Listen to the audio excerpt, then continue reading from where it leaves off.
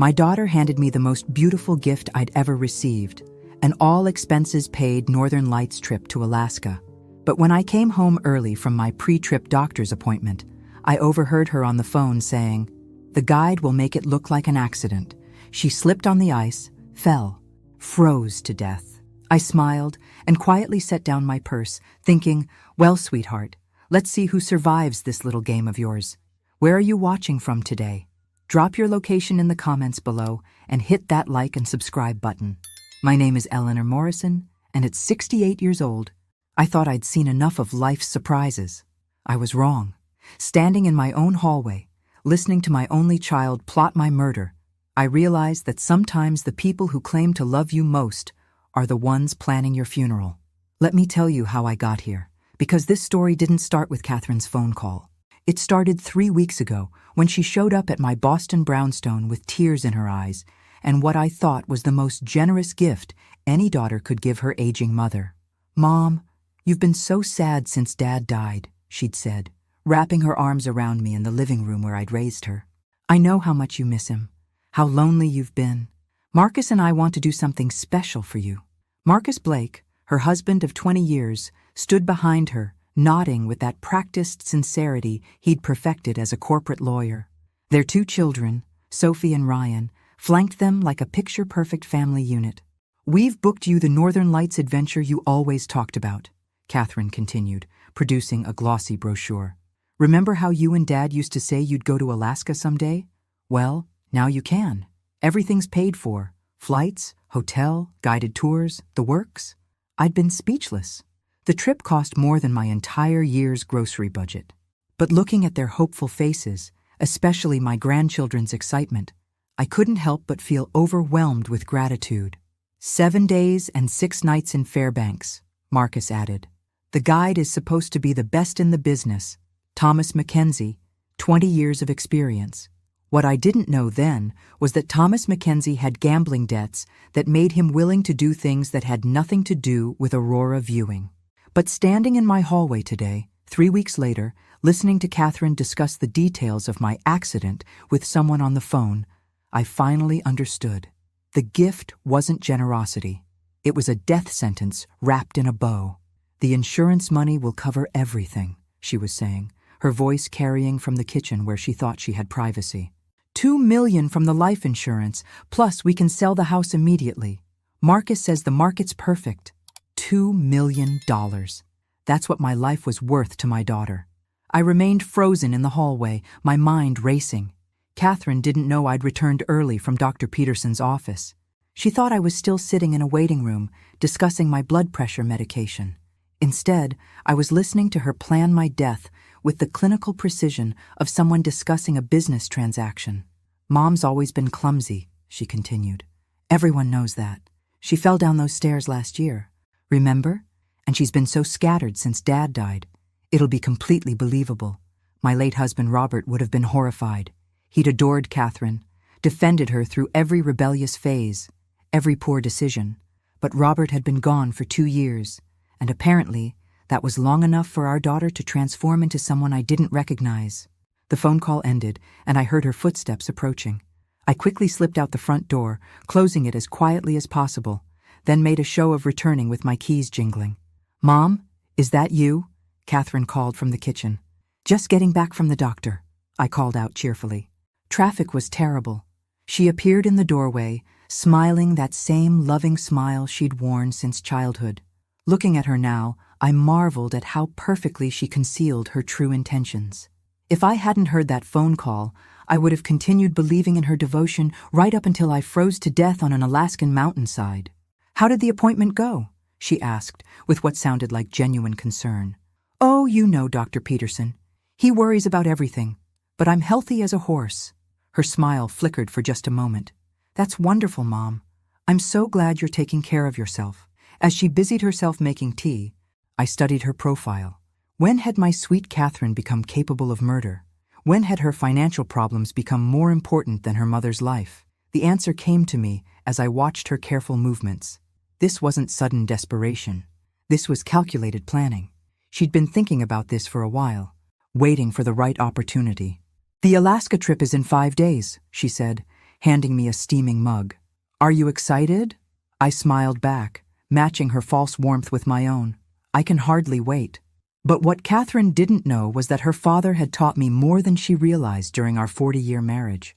Robert Morrison wasn't just any lawyer. He was a criminal defense attorney who'd shared stories about every type of case imaginable. I knew exactly how murder investigations worked, how evidence was gathered, and most importantly, how guilty people behaved. Catherine was about to discover that underestimating a retired literature teacher was a fatal mistake. And I do mean fatal. The next morning, I woke up with a clarity I hadn't felt since Robert's funeral. My daughter wanted me dead, and I was going to give her exactly what she wanted, with a twist she'd never see coming. I spent 3 hours at the Boston Public Library researching everything I could about Alaska wilderness deaths. Hypothermia statistics, search and rescue protocols, insurance claim procedures. The more I read, the more I understood Catherine's plan.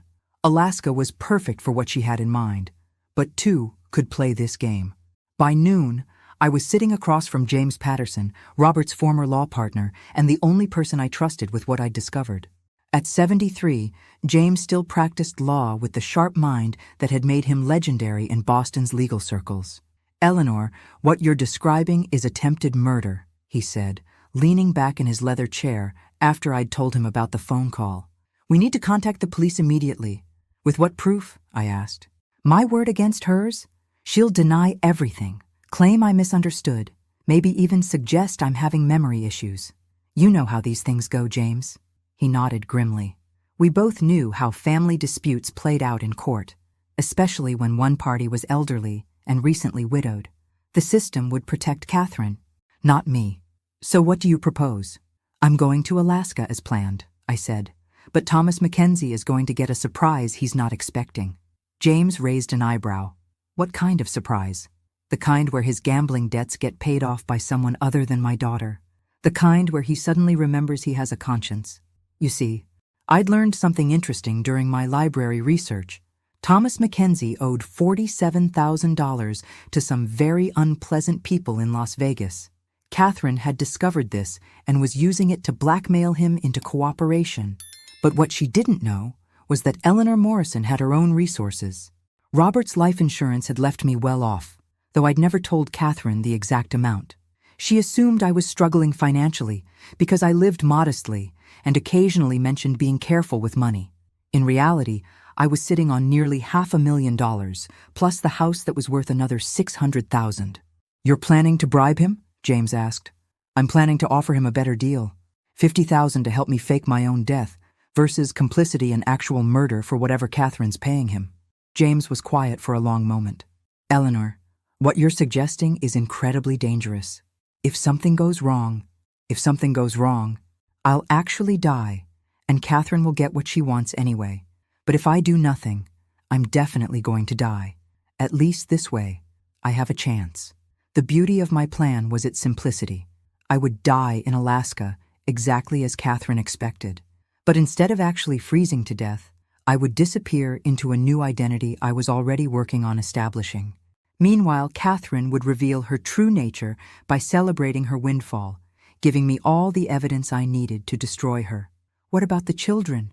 James asked gently. "Sophie and Ryan?" The mention of my grandchildren hit harder than anything else. Sophie was 16, Ryan 13. They loved their grandmother, but they also loved their parents.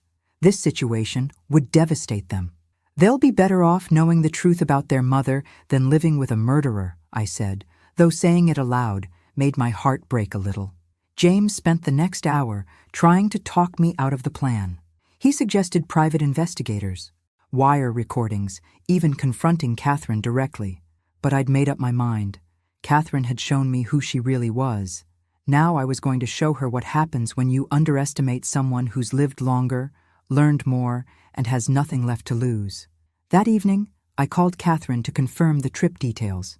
"I'm so excited, sweetheart," I told her. "I've been reading about the Northern Lights. Did you know the best viewing is between 10 p.m. and 2 a.m.? That's wonderful, Mom. Thomas will take you to all the best spots." "I'm sure he will. You picked such a thoughtful gift." After I hung up, I sat in Robert's old study, surrounded by his law books and case files. Somewhere in this room was the inspiration for what I was about to do.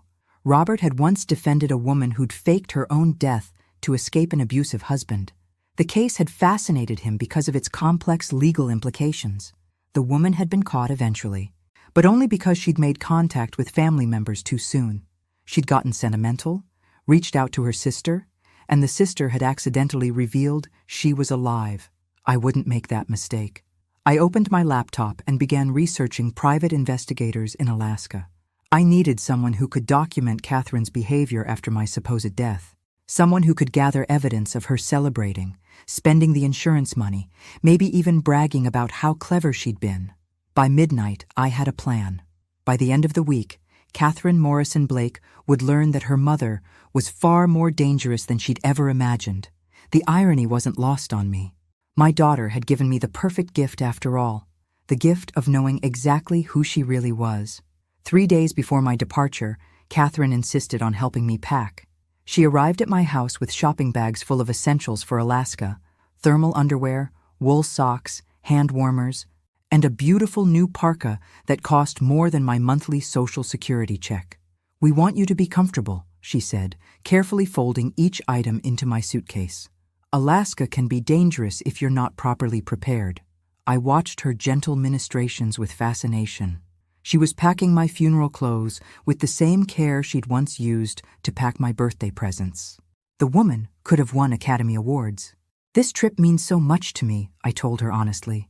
It did mean something, just not what she thought. "I know it does, Mom. That's why we wanted to make it perfect." Perfect. That was one word for it. The next morning, I made 2 crucial phone calls. The first was to a private investigator in Anchorage named Sarah Coleman. I'd found her through an online search for investigators specializing in insurance fraud. Her credentials were impressive, and her rates were reasonable. "Mrs. Morrison, what you're asking for is highly unusual," Sarah said, after I'd explained what I needed. "I understand that. But can you do it? Document someone's behavior after they believe a family member has died?" "Yes, I can do that. But I have to ask, why not just report your suspicions to the police? Because suspicions aren't proof. I need evidence that will hold up in court. This could take weeks or even months to gather sufficient evidence." "I have time," I said. "I have nothing but time." The second call was to Thomas Mackenzie directly. I'd gotten his number from the trip paperwork Catherine had provided. "Mr. Mackenzie? This is Eleanor Morrison. I believe my daughter has spoken with you about my upcoming trip." "Oh yes, Mrs. Morrison. I'm looking forward to showing you the Northern Lights. Catherine mentioned you're particularly interested in photography." I could hear the nervousness in his voice. Good. That meant he knew exactly what Catherine had really hired him to do. "Actually, Mr. Mackenzie, I was hoping we could meet privately before the trip. Perhaps you could come to Boston. I'd be happy to cover your travel expenses." There was a long pause. "I'm not sure that's necessary, ma'am." "I think it is. You see, I'm aware of your financial situation. The gambling debts, specifically." Another pause, longer this time. "I don't know what you mean." "Of course you do. $47,000 to some very unpleasant people in Las Vegas. My daughter is using that information to blackmail you into helping her murder me." The silence stretched so long, I thought he might have hung up. "Mrs. Morrison, I think there's been a misunderstanding." "No misunderstanding at all. The question is whether you'd prefer to work with a woman who's blackmailing you or with one who's willing to pay you $50,000 to help her disappear instead of die." That got his attention. "You're serious?" "Completely. I'll pay off your debts plus an extra $3,000 for your trouble. All I need is your help staging my death convincingly enough to fool the authorities and my daughter." "Why would you want to fake your own death?" "Because sometimes, Mr. Mackenzie, the only way to catch a murderer is to give them exactly what they want." We arranged to meet the next day at a hotel near Logan Airport.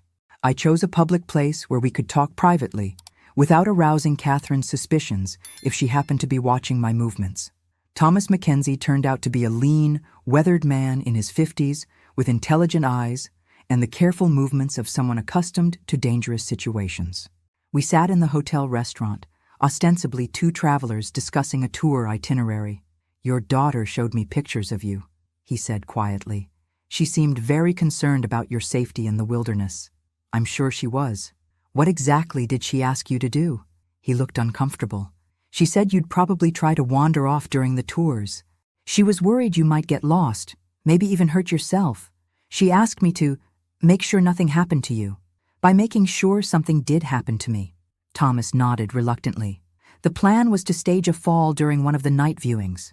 Remote location, no witnesses, completely plausible accident. Your body wouldn't be found until spring thaw. The casual way he described my planned murder should have terrified me. Instead, I felt oddly proud of Catherine's thoroughness. She really had thought of everything. Here's what I'm proposing instead, I said, sliding a cashier's check across the table. $50,000 as promised. You help me disappear instead of die. We stage the fall exactly as planned. But instead of leaving my body, you help me get to a safe location where I can establish a new identity. Thomas stared at the check. This is real? As real as your gambling debts. The question is whether you want to be an accessory to murder or an accessory to escape. What about your daughter? She'll expect confirmation that the job is done. You'll give her exactly what she expects. Tell her the fall was convincing. The body was swept away by the current. It'll never be found. She won't question details as long as she believes I'm dead. Thomas was quiet for a long time, studying the check and probably calculating whether $50,000 was worth the risk of crossing my daughter. Mrs. Morrison, can I ask you something? Of course. Why not just disappear without the staging? Why fake your death at all? I smiled. Because, Mr. Mackenzie, I want to watch my daughter celebrate. I want to document her relief, her eagerness to claim the insurance money, maybe even her confession to someone she trusts. I want enough evidence to destroy her life the same way she tried to destroy mine. And after you have that evidence, then Eleanor Morrison will rise from the dead to attend her own funeral, and Catherine Blake will learn that there are worse things than having a dead mother. Thomas folded the check and put it in his pocket. Mrs. Morrison, I think your daughter picked the wrong woman to underestimate. Yes, I agreed. She certainly did. The flight to Fairbanks was smooth, but I spent most of it composing what might be my final letter to Catherine. Not because I expected to die, but because I needed her to find something that would explain my apparent mental state before the accident. I wrote about feeling depressed since Robert's death, about how lonely the house felt, about how I sometimes wondered if life was worth living. It was heartbreaking to write because some of it was actually true. I had been struggling. I had been lonely, but I'd also been healing, slowly finding my way back to purpose and meaning. Catherine would read this letter and feel justified in what she'd done. She'd tell people I'd been suicidal, that the Alaska trip was meant to help, but I'd been too far gone to save. It would make my death seem even more tragic and inevitable. The hotel in Fairbanks was nicer than I'd expected. Catherine really had spared no expense for my final vacation. Thomas Mackenzie met me in the lobby at 6 p.m., exactly as planned. Mrs. Morrison, welcome to Alaska. His public persona was completely different from the nervous man I'd met in Boston. This was the experienced guide, confident and reassuring. Are you excited to see the Northern Lights? I've been dreaming of this trip for years, I said truthfully. We had dinner together, discussing the itinerary, while other tourists chatted around us. Tomorrow we'd visit the local sites, take some daytime photos, get me acclimated to the cold. The accident was scheduled for the second night, during a private viewing session at a remote location. The weather forecast looks perfect, Thomas said. Clear skies, minimal light pollution. If the aurora cooperates, you'll see something magical. After dinner, I called Catherine from my hotel room. Mom, how was the flight? Is everything beautiful? It's incredible, sweetheart. Thomas seems lovely, and the hotel is wonderful. I can't thank you enough for this gift. You deserve it, Mom. I'm so glad you're finally getting to live a little. Live a little. The phrase hung in the air after we disconnected. That's exactly what I intended to do. The next day passed in a blur of tourist activities.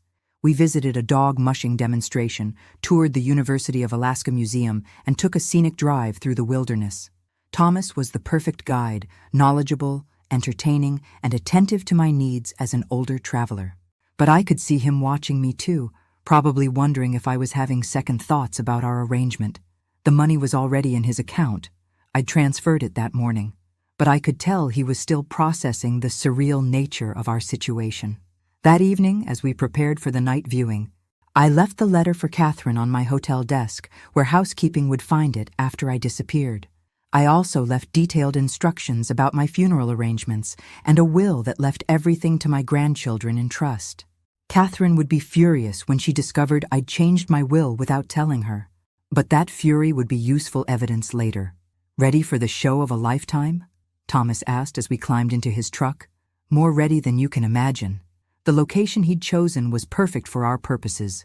A frozen lake surrounded by wilderness, accessible only by a narrow trail.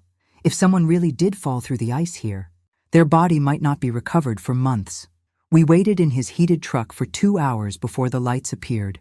When they did, they were everything I'd hoped for and more. Sheets of green and purple fire danced across the star-filled sky, reflecting off the snow and ice in ways that seemed almost supernatural. "It's magnificent," I whispered. "It really is," Thomas agreed. "Makes you understand why people risk everything to see this." At 11:47 p.m., we put our plan into action. I climbed out of the truck with my camera, pretending to search for the perfect angle. Thomas followed, carrying additional equipment. To any observer, we would have looked like guide and client engaged in normal aurora photography. "The ice looks solid here," I called out, moving toward the lake's edge. "Be careful, Mrs. Morrison. These edges can be deceptive." What happened next was choreographed with theatrical precision. I pretended to slip on the icy ground, windmilling my arms dramatically before falling toward the lake. Thomas lunged forward as if trying to catch me, shouting my name with convincing panic.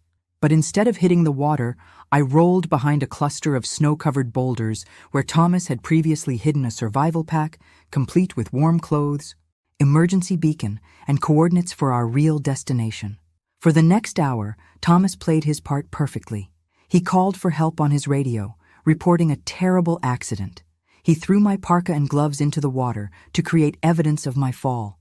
He even managed to sound genuinely distressed when he described the incident to the emergency responders.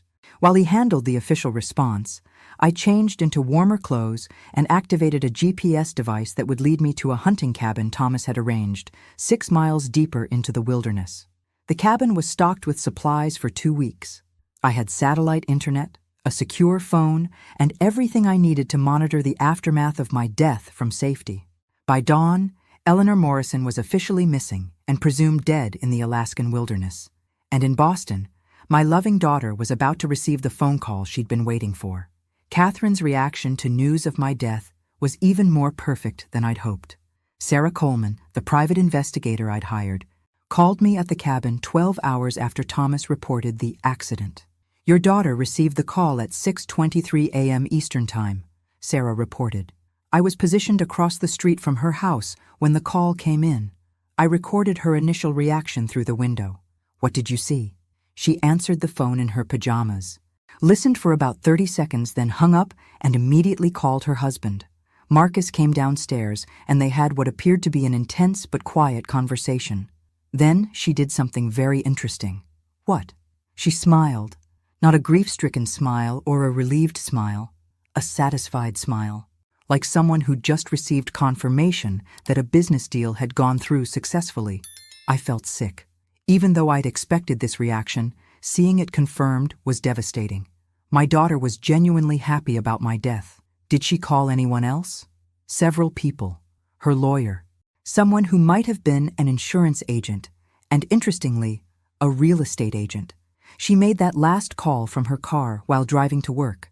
I couldn't hear the conversation, but she was animated and gesturing, not the behavior of someone in early grief. Over the next 3 days, Sarah provided regular updates that painted an increasingly damning picture of Catherine's response to my death. She'd called the insurance company within hours, asking about expediting the claim process. She'd contacted a real estate agent about listing my house, claiming she needed to settle the estate quickly. Most damning of all, she'd made dinner reservations for 4 at Boston's most expensive restaurant, a celebration dinner with Marcus and the children. "She told the kids about your death yesterday," Sarah reported on day 3. "I watched Sophie break down crying on the front steps. Ryan locked himself in his room and wouldn't come out for dinner. But Catherine, she spent the evening on the phone making arrangements, and I heard her laugh twice during those conversations. The children's genuine grief contrasted sharply with their mother's behavior. Sophie had posted a heartbroken tribute to me on social media. Ryan had asked his school counselor for time off. They were devastated, while their mother was planning her financial windfall. But the most incriminating evidence came on day 4, when Catherine met with her lawyer to discuss the estate. I positioned myself in the coffee shop next to his office, Sarah explained.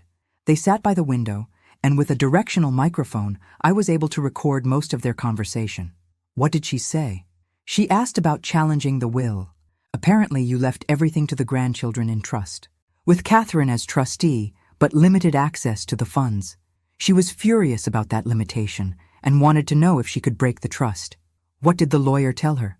That it would be difficult and expensive, but potentially possible if she could demonstrate that you weren't mentally competent when you updated the will. She asked specifically about using your letter as evidence of mental instability. My letter, the one where I'd written about feeling depressed and questioning whether life was worth living. Catherine was planning to use my own words to steal from her children. But here's the interesting part, Sarah continued. She also mentioned something about a guide in Alaska who could confirm her mental state if necessary. She said she'd paid him well to pay attention to the details. Thomas Mackenzie. She was planning to use him as a witness to my supposed mental decline, not knowing that he was actually working for me now. There's more, Sarah said. After the meeting, she called someone and said, Phase 1 is complete. The old bat finally did something useful. Then she laughed and said something about Alaska being perfect for solving problems. I had to put down the phone for a moment. Hearing my daughter refer to me as the old bat hurt more than I'd expected, but it also strengthened my resolve.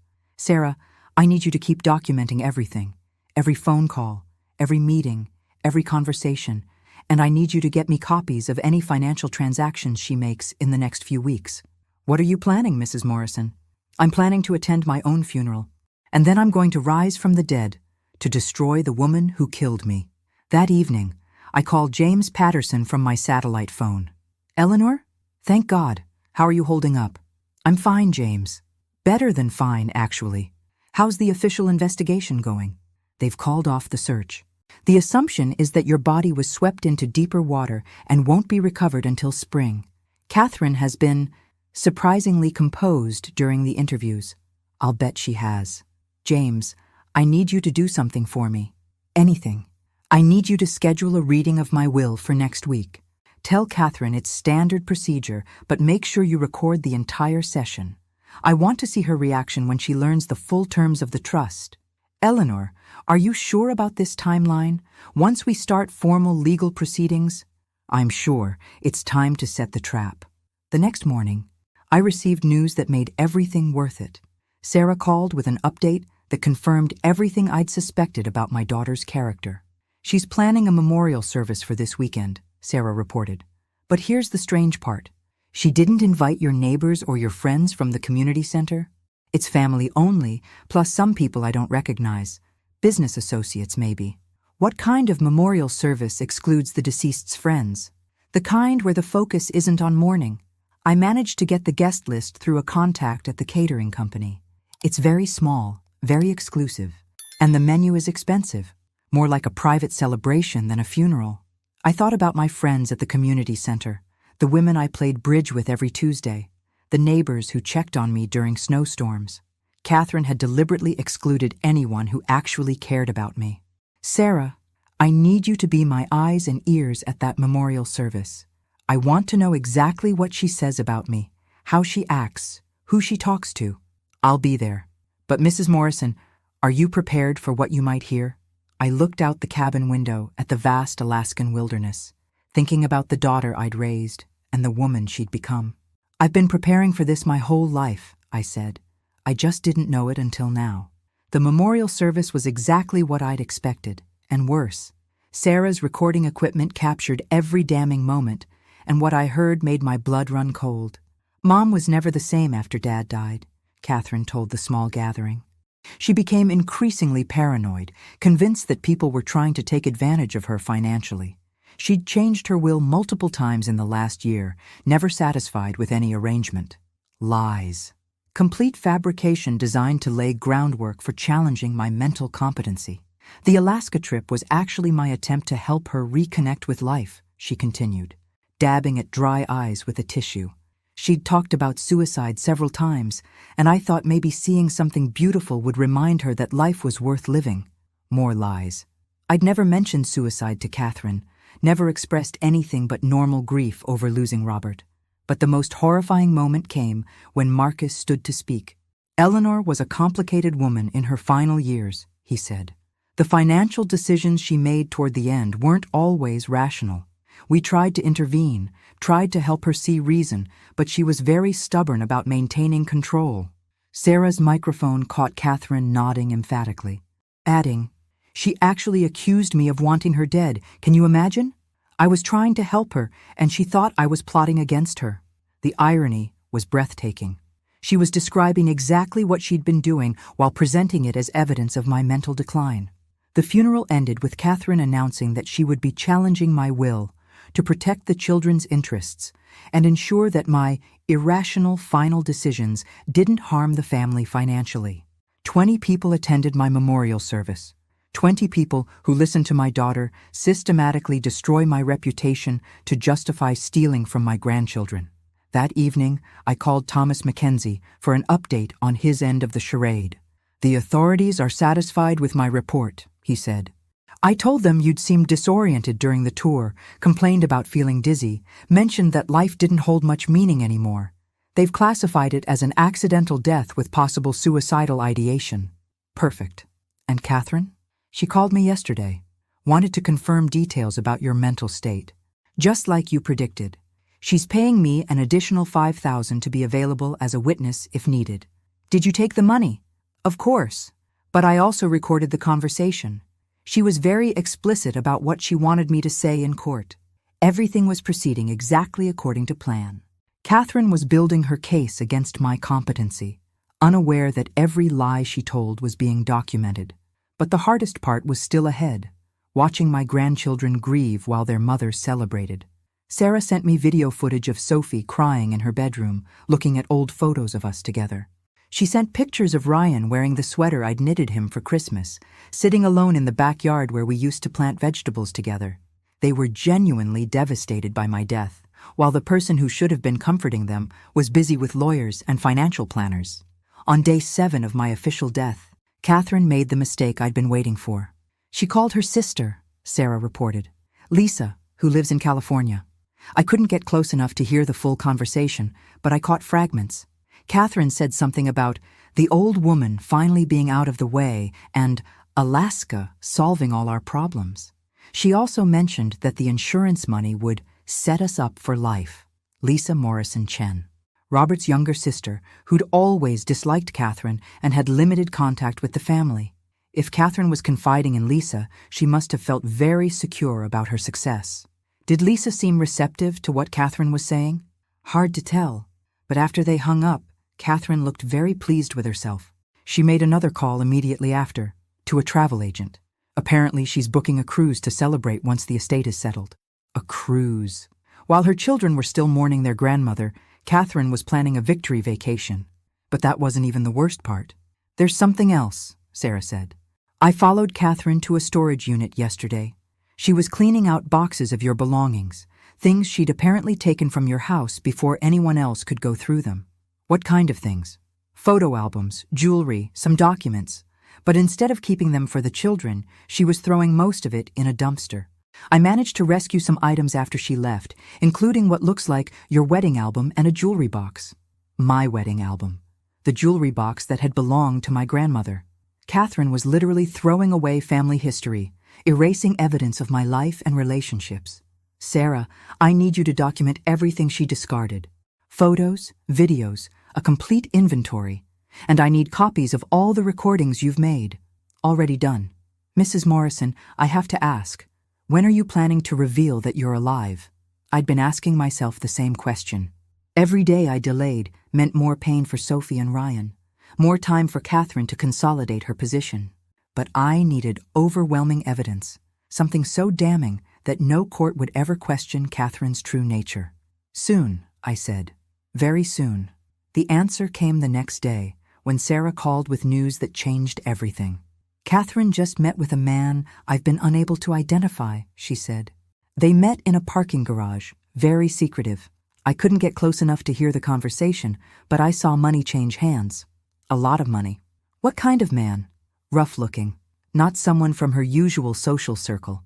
And Mrs. Morrison, after he left, Catherine made a phone call where she mentioned taking care of loose ends and making sure Alaska stays in Alaska. Thomas Mackenzie. Catherine was planning to eliminate the one witness who could connect her to my murder. I called Thomas immediately. Thomas, you need to disappear, right now. Catherine's planning to have you killed. What? Are you serious? Dead serious. She can't risk you changing your story or demanding more money. You're a liability now. There was silence on the line. Mr. Mackenzie, are you there? I'm here. I knew she was cold, but I didn't think she'd go this far. Well, now you know. The question is, are you ready to help me bring her down? What do you need me to do? I need you to disappear for a few days, then resurface very publicly at the police station in Boston. Tell them you lied about my mental state because Catherine paid you to, and that you have evidence she planned my murder. She'll deny everything. Of course she will. But by then, I'll be back from the dead to confirm your story. It was time for Eleanor Morrison to return to the land of the living, and Catherine Blake was about to learn that killing your mother is much easier than staying dead. The plan for my resurrection required perfect timing and maximum shock value. I wanted Catherine to feel secure in her success right up until the moment her world exploded. James Patterson helped coordinate everything from Boston while I prepared for my dramatic reappearance.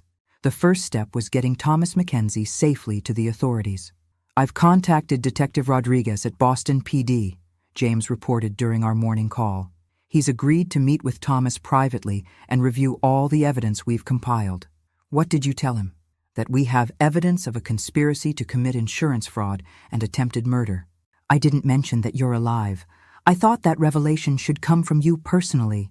Thomas had already left Alaska, flying directly to Boston with a full confession and all the recordings he'd made of his conversations with Catherine. He was scared, but his fear was working in our favor. A frightened witness is often the most convincing witness. Meanwhile, Sarah continued documenting Catherine's behavior, which was becoming increasingly reckless. She's spending money like it's already in her account, Sarah reported. New car, expensive jewelry, designer clothes. She told the salesperson at Nordstrom that she'd recently come into an inheritance. An inheritance she hasn't legally received yet. Exactly. She also mentioned to the jewelry store clerk that the previous owner wouldn't be needing it anymore. Quote unquote. Catherine's arrogance was becoming her weakness. She was so confident that she'd committed the perfect crime that she wasn't bothering to maintain her grieving daughter persona except in public. But the final straw came when Sarah reported on Catherine's interaction with my grandchildren. Sophie asked her mother if she could have your pearl necklace as a remembrance, Sarah said. Catherine told her the pearls weren't real and had been thrown away. But Mrs. Morrison, I watched Catherine wear those same pearls to dinner last night. My grandmother's pearls. The ones I'd promised Sophie for her 18th birthday. Catherine was not only stealing them, but lying to her daughter about their fate. That's it, I said. I'm coming home. The logistics of returning from the dead were more complicated than I'd anticipated. I couldn't simply show up at the airport as Eleanor Morrison. Officially, I was dead, and my identification would raise immediate questions. But James had anticipated this problem. Through his legal connections, he'd arranged for a private investigator's license under an assumed name, complete with documentation that would allow me to travel without triggering electronic alerts. You'll be traveling as Margaret Henley, insurance investigator, he explained. If anyone asks, you're looking into a potential fraud case in Alaska. The flight from Fairbanks to Boston was surreal. I was returning to a world where I was supposed to be dead, carrying evidence that would destroy my only child. But I felt more alive than I had in months. I landed at Logan Airport on a Tuesday morning and went straight to James's office, where Thomas Mackenzie was waiting with Detective Rodriguez and a court stenographer.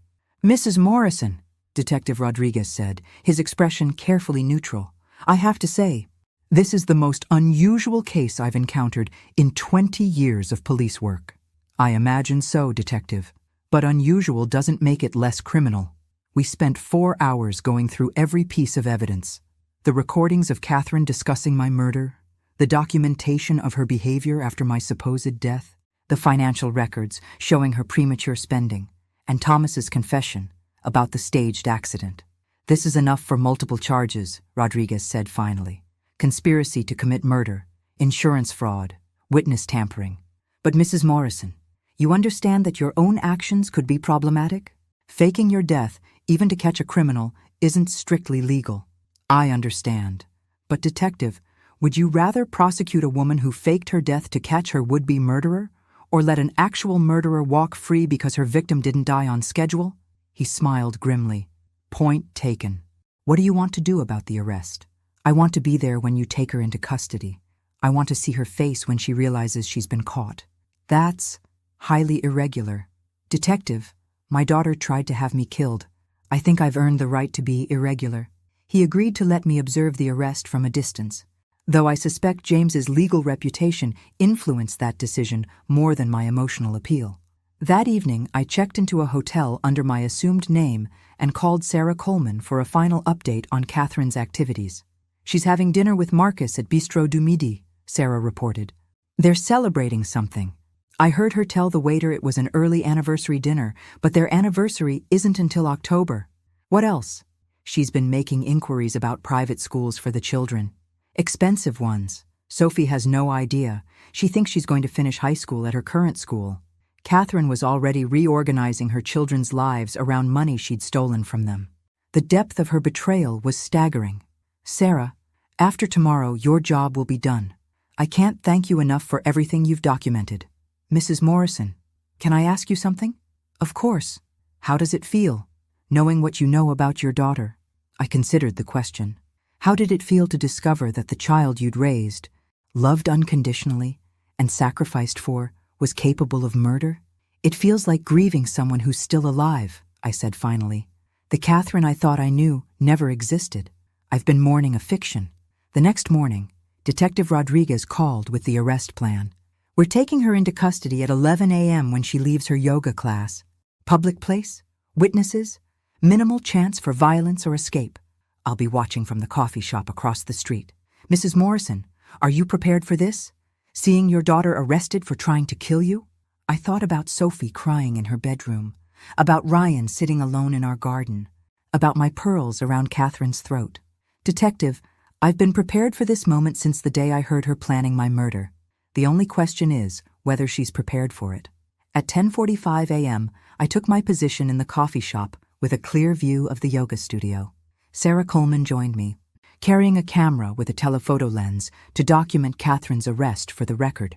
At 11:03 a.m., Catherine walked out of the yoga studio, checking her phone and smiling about something she'd read. She looked relaxed, confident, completely unaware that her world was about to end. At 11:04 a.m., Detective Rodriguez approached her with 2 uniformed officers. At 11:05 a.m., Catherine Blake learned that her mother was much harder to kill than she'd imagined. The look on Catherine's face when Detective Rodriguez showed her his badge was everything I'd hoped for and dreaded simultaneously. For just a moment, my maternal instincts kicked in, and I wanted to protect her from what was coming. Then I remembered Thomas Mackenzie's description of how she'd planned to stage my death, and the sympathy evaporated. "Catherine Morrison Blake, you're under arrest for conspiracy to commit murder, insurance fraud, and witness tampering," Rodriguez announced in a voice that carried across the street. Catherine's yoga mat fell from her hands as she stared at him in shock. "There must be some mistake. I haven't done anything wrong. Ma'am, we have recorded conversations and witness testimony regarding your plan to murder your mother in Alaska." "My mother is dead. She died in an accident. How can I be charged with murdering someone who's already dead?" Rodriguez smiled grimly. "That's where things get interesting. Your mother isn't as dead as you thought." The confusion on Catherine's face was almost comical.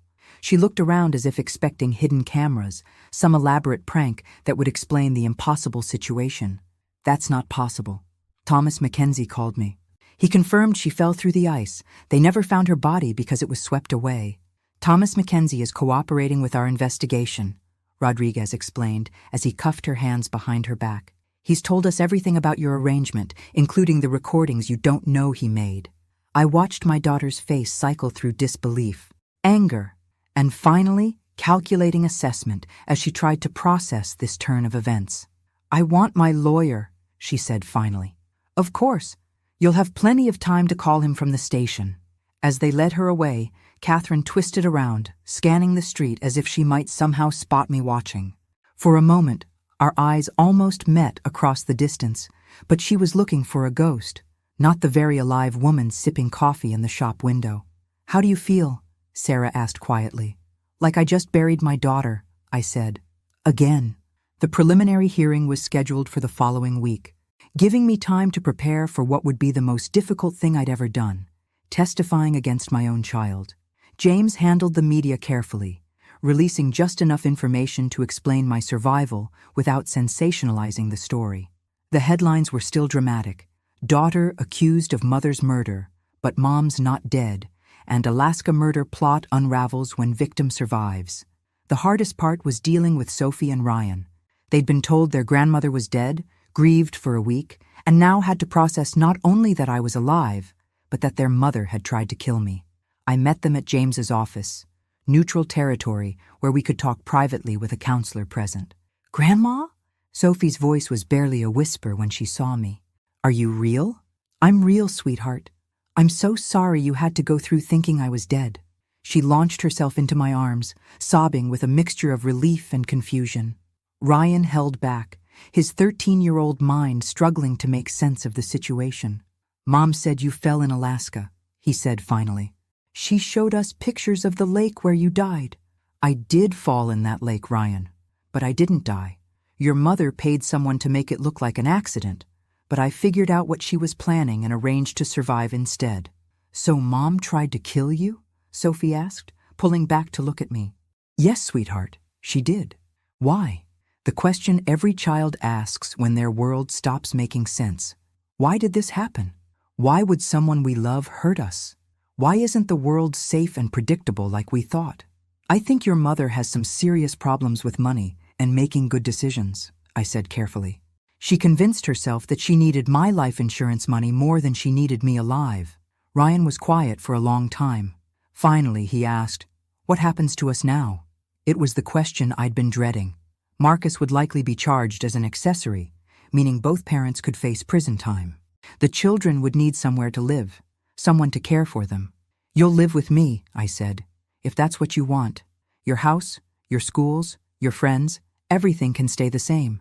The only thing that changes is that I'll be taking care of you instead of your parents." "What about Mom?" Sophie asked. "Will she go to jail?" "That depends on what a judge and jury decide. But Sophie, honey, even if she doesn't go to jail, she can't take care of you right now. She needs help with her problems, and that might take a long time." The next week passed in a blur of legal meetings, psychiatric evaluations, and media interviews.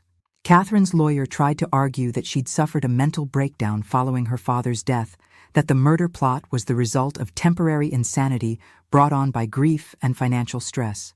But the recordings Thomas had made painted a different picture. Catherine hadn't sounded insane or grief-stricken when she discussed my death. She'd sounded calculating and pleased with her cleverness. The insurance company immediately froze any claims and began their own investigation. The real estate agent who'd helped Catherine list my house received a cease and desist order. Every financial move Catherine had made, based on my supposed death, was being reversed. But the most damning evidence came from an unexpected source. "Detective Rodriguez called this morning," James told me. "Catherine's sister Lisa has come forward. Apparently, Catherine called her several times over the past months, discussing her financial problems and mentioning that she wished you would die so she could inherit." Lisa Morrison Chen, the sister-in-law who'd never liked Catherine but had stayed neutral for family peace. Apparently, Catherine's post-death phone call about solving problems had finally convinced Lisa to speak up. What exactly did Lisa tell them?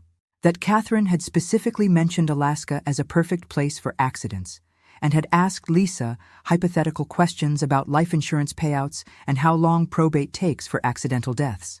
Catherine had been planning this for months, possibly even before she'd given me the trip. The gift that had seemed so generous was actually a carefully laid trap. The preliminary hearing was a media circus. I testified for 2 hours, describing the phone call I'd overheard, my decision to fake my death, and Catherine's behavior afterward. The recordings were played for the judge, including Catherine's celebration dinner reservations and her conversation with Thomas about ensuring my mental instability was well documented. Catherine sat at the defendant's table, looking nothing like the confident woman who'd planned my murder. She'd lost weight, her hair was unkempt, and she kept glancing around the courtroom as if expecting someone to rescue her from this nightmare. When our eyes met, I saw something I'd never seen before in my daughter's face. Genuine fear. Not fear of punishment, but fear that she'd finally been seen for who she really was. The judge ordered Catherine held without bail pending trial, citing both flight risk and the severity of the charges. As she was led away in handcuffs, Catherine turned back to look at me one more time. "I'm sorry, Mom," she called out. "I never meant for things to go this far." I wanted to respond, to say something motherly and forgiving. Instead, I remained silent. Some apologies come too late to matter. 3 months later, I sat in the courtroom watching my daughter's murder trial with the strange detachment of someone observing a car accident in slow motion. Catherine looked smaller somehow, diminished by the orange jumpsuit and the weight of what she'd done. The prosecution's case was overwhelming. Thomas Mackenzie testified for 6 hours about Catherine's recruitment of him, the detailed planning sessions, and her explicit instructions about making my death look accidental. The recordings were played again, including the damning conversation where Catherine discussed the insurance money solving all their problems. But the most devastating testimony came from Marcus Blake. Catherine's husband had been offered a plea deal in exchange for his cooperation. Facing his own potential prison time, Marcus revealed details about their marriage that painted Catherine in an even darker light. Catherine had been talking about her mother's death as an inevitability for over a year, Marcus testified. She'd made comments about how Eleanor was getting older, how she couldn't live forever, how much easier things would be when she was gone. "Did your wife ever specifically mention hastening that inevitability?" the prosecutor asked. "Yes. About 6 months ago, she suggested that we should encourage Eleanor to travel more, maybe visit some dangerous places. She specifically mentioned Alaska as somewhere accidents could happen naturally." I watched Catherine's face as her husband destroyed her defense. She looked betrayed, as if Marcus's honesty was somehow worse than her own crimes. But the prosecution wasn't done. "Mr. Blake, can you tell the court about the life insurance policies your wife took out on her mother?" My blood ran cold. Life insurance policies, plural? Catherine took out 3 separate policies on Eleanor's life over the past 2 years, Marcus continued. She forged Eleanor's signature on the applications and paid the premiums from our joint account.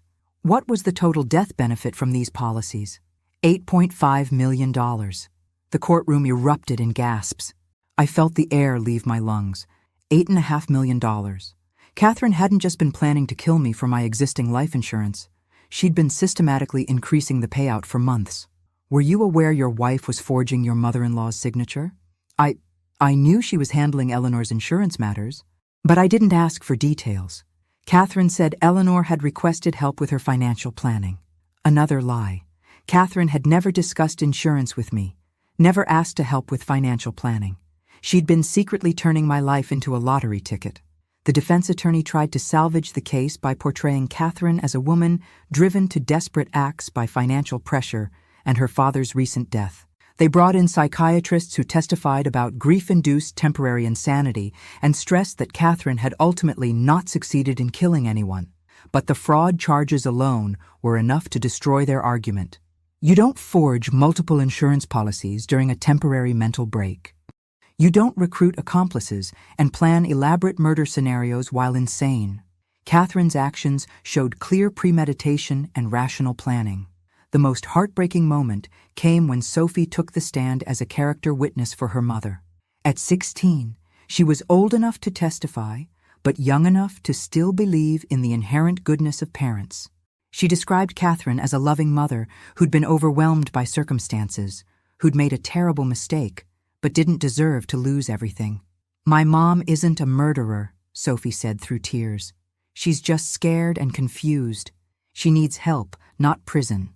I wanted to comfort my granddaughter, to explain that some people we love are capable of things we never imagined. But she would have to learn that painful truth on her own. Catherine chose not to testify in her own defense, probably on advice from her lawyer.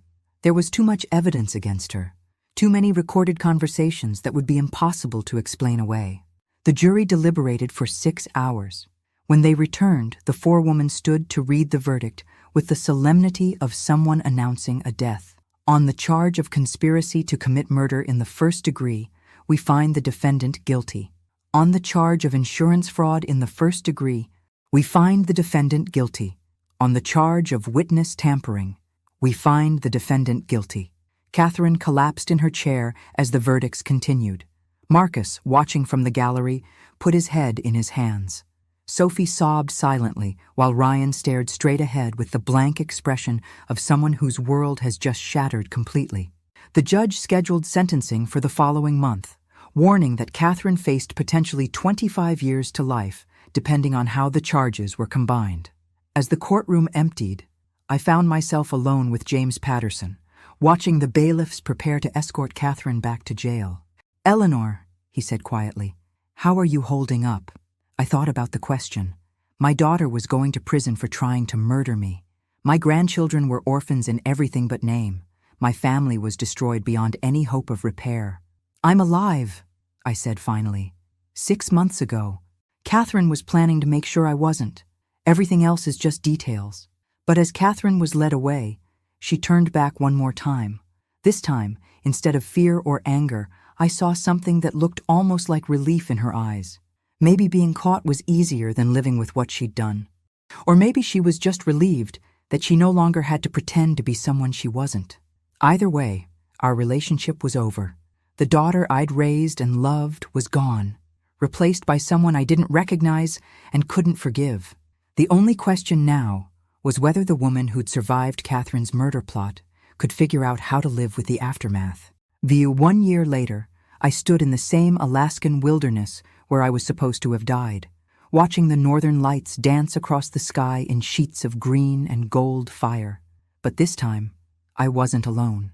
Sophie and Ryan flanked me, bundled in parkas and warm boots, their faces turned upward in wonder at nature's most spectacular light show. "It's incredible, Grandma," Sophie whispered. "I can see why you wanted to come here." The past year had been the hardest of our lives, but also, in unexpected ways, the most healing. Catherine had been sentenced to 18 years in prison after pleading guilty to a reduced set of charges. Marcus received 5 years for his cooperation in the fraud scheme. Both children were now officially in my custody, and we'd slowly rebuilt our lives around honesty instead of secrets. "Tell us the story again," Ryan said, as we sat in Thomas Mackenzie's truck, warming our hands around thermoses of hot chocolate. "About how you figured out what Mom was planning." I told them the story dozens of times, but they needed to hear it repeatedly, trying to make sense of how their mother had become capable of murder. "I heard her on the phone," I said simply. "She thought I was still at the doctor's office, but I'd come home early. Sometimes the most important conversations are the ones people think you can't hear." Thomas Mackenzie, who'd become an unlikely friend through our shared trauma, smiled from the driver's seat. "Your grandmother is the toughest person I've ever met. She turned a murder plot into a survival strategy." "But weren't you scared?" Sophie asked. "Terrified," I admitted, "but I was more afraid of dying without making sure you two were protected. Your mother was planning to steal your inheritance along with everything else." The legal aftermath had been complex, but ultimately satisfying. All of Catherine's fraudulent insurance policies were voided. The $8.5 million she'd expected to receive was returned to the various companies she'd defrauded. Our real estate lawyer had successfully protected my actual assets, ensuring that Sophie and Ryan's college funds remained intact. More importantly, Catherine's conviction meant she would never have access to the children or their inheritance. The courts had permanently severed her parental rights, a decision that still broke my heart but was necessary for everyone's safety. "Do you think Mom will try to contact us when she gets out?" Ryan asked. It was a question they'd asked repeatedly over the past year. Catherine would be eligible for parole in 12 years, meaning she could be released when Sophie was 28 and Ryan was 25. "I don't know," I said honestly. "Prison changes people, sometimes for the better. Maybe your mother will use that time to figure out how she became someone capable of murder. Would you forgive her? Sophie asked. If she really changed? I'd been wrestling with that question for months. Forgiveness is complicated when the person who hurt you is your own child, especially when their actions continue to hurt your grandchildren every day. Forgiveness isn't about her, I said finally. It's about us. We can't let her choices poison the rest of our lives. The lights above us intensified, turning the snow-covered landscape into something magical and otherworldly. I thought about the Eleanor Morrison who'd come here a year ago, expecting to die in this wilderness. That woman had been afraid, isolated, convinced that her usefulness to her family had ended. This Eleanor Morrison was different, stronger, more aware of her own worth, surrounded by people who valued her for who she was rather than what she could provide. I have something to tell you both, I said, as we watched the aurora dance. I've been thinking about our future, about what kind of life we want to build together. Both children turned to me with the slightly worried expressions they'd developed whenever I announced major decisions. I've decided to sell the house in Boston, I continued. It has too many complicated memories for all of us. Instead, I want us to choose a place together, somewhere that belongs to just us. Where would we go? Ryan asked. Wherever you want. We have options now. I could keep working. I'm thinking about writing a book about our experience. Or we could travel for a while, see the country, figure out what calls to us. Sophie and Ryan exchanged glances, having one of those wordless conversations that siblings master. Could we stay in Alaska for a while? Sophie asked finally. I know it sounds weird, but this place feels like where our real story started. I looked around at the vast wilderness that had been intended as my graveyard, but had instead become the place where I'd learned to fight back. I think that's a perfect idea.